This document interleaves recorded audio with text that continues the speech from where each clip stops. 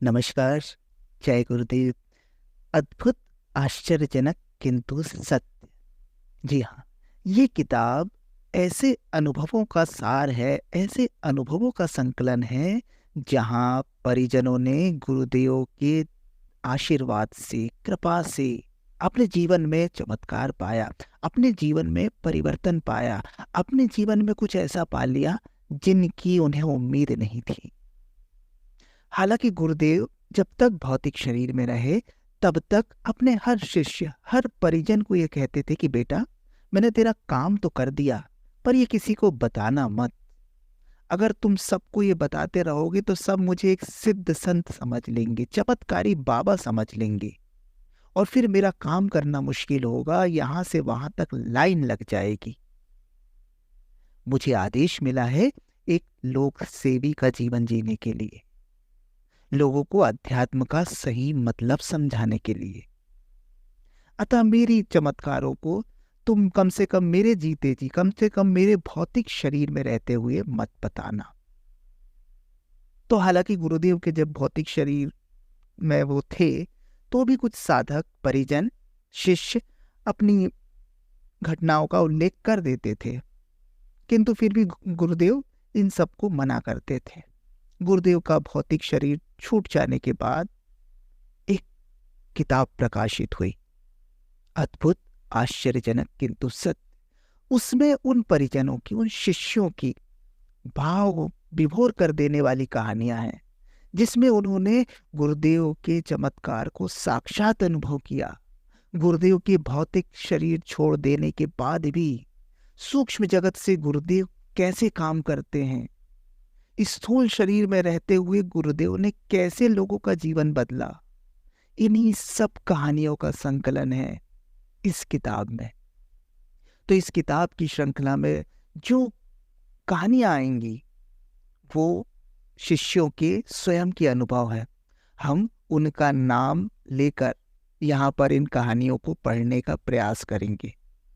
इन कहानियों को आपको बताने का उद्देश्य किसी प्रकार के अंधविश्वास या अंधश्रद्धा को बढ़ावा देना नहीं है, बल्कि ये कहानियां आपको बताएंगी कि अगर अपने गुरु में, अपने आराध्य में, अपने इष्ट में एक निष्ठ हैं हम, समर्पित हैं हम, श्रद्धावान हैं हम, तो निश्चित रूप से हमारे जीवन में भी चमत्कार हो सकते हैं।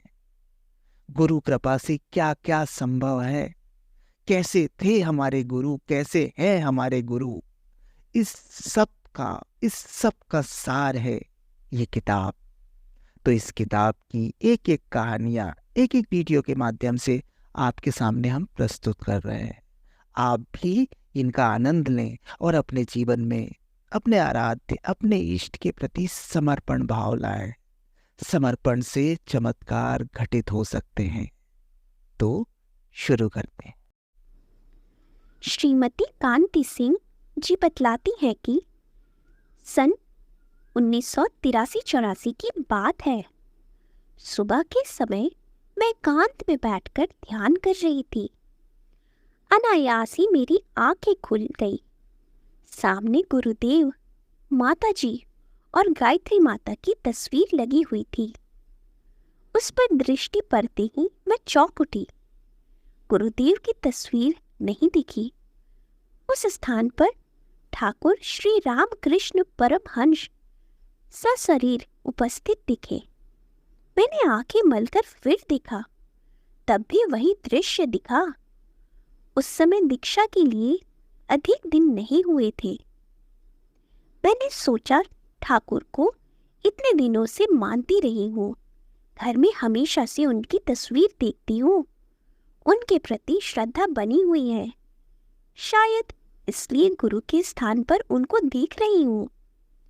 गुरुदेव से अभी मन का जुड़ाव अनुभव नहीं हुआ होगा। लेकिन सन 1984 में जब हमारी वसीयत और विरासत पुस्तक छपी तो पढ़कर मुझे रोमांच हो आया। उसमें गुरुदेव ने अपने पिछले जन्मों के विषय में लिखा था। ठाकुर रामकृष्ण ही इस जन्म में पूज्य गुरुदेव के रूप में आए हैं। यह जानकर मुझे उस दिन का वह दृश्य याद आ गया। फिर मेरे मन में यह प्रश्न आया कि मुझ पर यह रहस्य खोलने का गुरुदेव का मंतव्य क्या रहा होगा। उत्तर अपने अंतःकरण से ही प्राप्त हुआ। मेरी श्रद्धा मटने ना पाए, पूरी तरह अपने आराध्य में स्वयं को सम्माहित कर सकूं।